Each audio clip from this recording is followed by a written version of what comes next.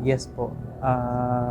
Hindi naman siya nangyayari usually, pero every time na kapag may nakikita akong mga may nakikita akong someone or people na mas in need, I prefer na mas wala ako. Mas bigyan ko sila kasi feeling ko naman for myself, kaya ko namang ma-provide yun sa sarili ko. And then, pag may time na yun nga, for example na kahit gutom ako, tapos may makikita ako na may kailangan ng food, right? Kung food, ibibigay ko yun. Siguro based na rin sa experience na hindi ko po alam. Pero yun kasi yung ano ko sa buhay na much better na magbigay ako compare na makareceive ako. Ang nararamdaman ko every time na ginagawa ko dun is feeling ko grateful ako. Kasi for myself, alam ko na may capacity ako na mag-provide for myself unlike sa others. Ano kasi sir, ginawa ko yun kasi alam ko, matanda kasi yun. Parang feeling ko ilang araw na siyang pagala-gala, ganon. Tapos, yung time na yun, may baon ako, papunta ako ng work. Merienda ko, pang break time ko sana yun. Kaso lang naisip ko, ako may kunting pa naman, pera na pwede ko akong bibili ng pang merienda ko. Kaya, yung parang naawa ako sa isang matanda. Sabi ko, Nay, sa'yo na lang ito. Tapos sabi niya, anak, paano yan pag nagutom ka, di ikaw walang pagkain. Sabi niya, Nay, may kunting pera pa naman ako dito, kaya ko pa pong bumili. Sabi ko, gano'n. Kaya kahit pa paano, makatulong ako sa'yo. Sabi niya, ilang araw na kasi akong pag-alagala. Sabi niya, hindi daw niya mahanap yung anak niya. Sabi ko, sige Nay, sa inyo na lang po yan. Sabi ko gano'n sa kanya. Kaya nagpasalamat na lang po siya sa akin. Kahit pa paano, kahit naibigay ko sa kanya yung pangmerenda ko sana, at least nakatulong naman ako. Masaya po kasi sa maliit na bagay nakatulong ka sa isang taong nangangailangan. Yes po sir, meron po sir. So, ginawa ko yung pagbibigay na yun sir kasi parang nakukonsensya nga tayo pag naawa din tayo. Kaya yun, binigyan natin kasi tayo naman is magagawan natin ng paraan kung sakali naman sir. Maganda kasi pag tumutulong tayo sa nangangailangan sir. Magaan sa pakiramdam po sir.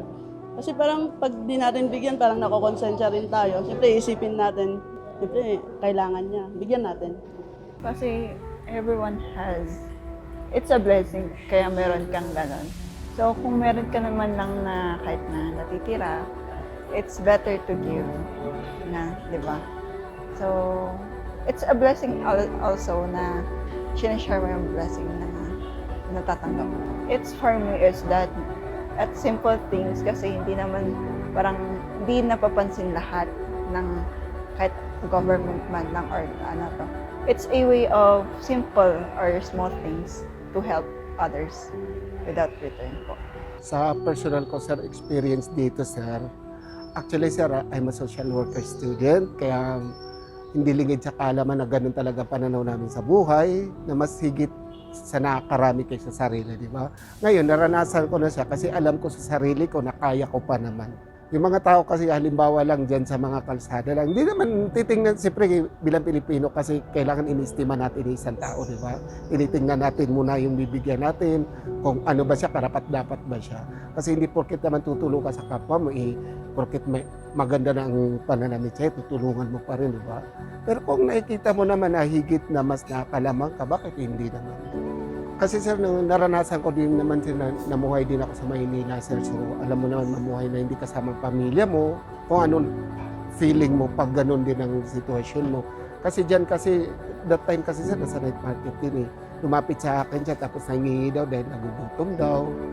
So sabi ko, tinitingnan ko muna yung itsura niya. Sabi ko, baka kailangan niya talaga ng ano. Yes po, kailangan talaga siya ng validity kasi sir. Numerous times I've done that because, of course, the food was given to me because either it's from an event or someone shared it to me.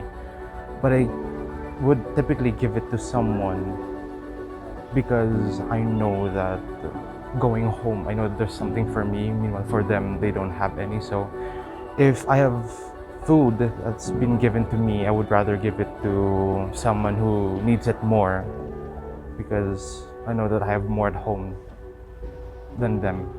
Of course, I'm joyful because my head, I have given something to someone that they have less of. So whenever I do that, I would be joyful and happy knowing that I've helped someone in a state where it's something that I couldn't even understand. Meron po yung time na pagkatapos namin mamalengke ni Mami is sobrang gutom na gutom kami. So pumunta kami sa isang restaurant and umuulan pa nun. Tapos hinihintay namin yung pagkain namin. Pero habang naghihintay po kami, may nakita kaming mga pulubi sa labas ng restaurant na yon. Dalawa silang mag-asawa. Tapos naghanap na sila ng pagkain sa basurahan. Ang sinabi ko kay Mami, Mami, tingnan mo yung dalawang yun. Tapos sinabi niya sa akin, ibigay mo na lang yung pagkain na in-order mo sa kanila. Sabi ko, bakit? Gutom din ako. Pero pinaunawa sa akin ni Mami na mas nagugutom sila. And nakakaawa din kasi yung kalagayan nila kasi bumabagyo pa noon. Kaya nag-share na lang kami ni Mami sa pagkain niya. Tapos binigay ko yung pagkain ko dun sa dalawang pulubi. Ang sarap sa feeling kasi na-appreciate nila yung mga binigay mo sa kanila. Hindi lahat ng kabutihan ay nanggagaling sa kasaganaan.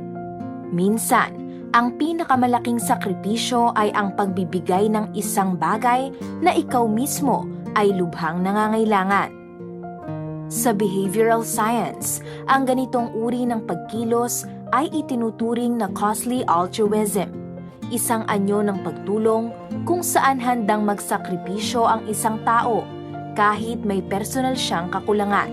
Ipinapakita ng mga pag-aaral na ang ganitong mga desisyon ay kadalasang inuudyukan ng malalim na compassion at pagpapahalaga sa kapakanan ng iba kaysa sa sariling interes. Pero ano kaya ang itinuturo ng Biblia tungkol sa pagbibigay kahit ikaw mismo ay may kakulangan? Katwiran ng Diyos ang mga nagugutom pakainin. Nakakita ka ng taong walang makakain, pinakain mo. Yung mismong kakainin mo kung minsan, siya mong ibinigay, ano? You have deprived yourself of something para makagawa ka ng kabutihan sa kapwa. Pag-aalay mo ng sarili mo yon bilang handog sa Diyos, pagsamba yun Babalikan ko lang sandali yung 12:1, no? Ang sabi dun sa huling-huli, kapatid na Daniel, na inyong iharap ang inyong mga katawan na isang haing buhay, banal na kaaya-aya sa Diyos, na siya ninyong katampatang pagsamba. So, ang pag-aalay ng ating katawan sa Diyos, pagsamba yon. Paano ba iniaalay natin ang ating katawan sa Diyos? Kung ang ating katawan, kung nagiging kasangkapan ng katwirang sa Diyos, sabi ni Pablo dun sa 6:13 ng Roma. Kagaya nung ginawa ni Job, sa buhay ni Job, ginamit niya yung sarili niya para siya ay maging isang mabuting kapwa-tao. Basahin natin ang 29:15 ng Job, kapatid na Daniel. Ako'y naging mga mata sa bulag at naging mga paa ako sa pilay. Pag nakakakita siya ng bulag, ginaguide niya. Yung mga pilay, naging paa ang wika ako sa mga pilay. Kinasangkapan niya yung kanyang sarili para makatuwang dun sa kulang sa iba. Yung bulag, walang paningin, inakay niya. Yung pilay, hindi makalakad, tinulungan niya. Yon, sa paraang yon, sumasamba si Job sa Diyos. Ganon tayong mga Kristiyano. Kung Kristiyano tayo talaga sa salitang Kristiyano, kasi ang talagang Kristiyano, nakahandog yung sarili niya para igawa niya ng kabutihan. Kasi yun ang pagsamba niya sa Diyos.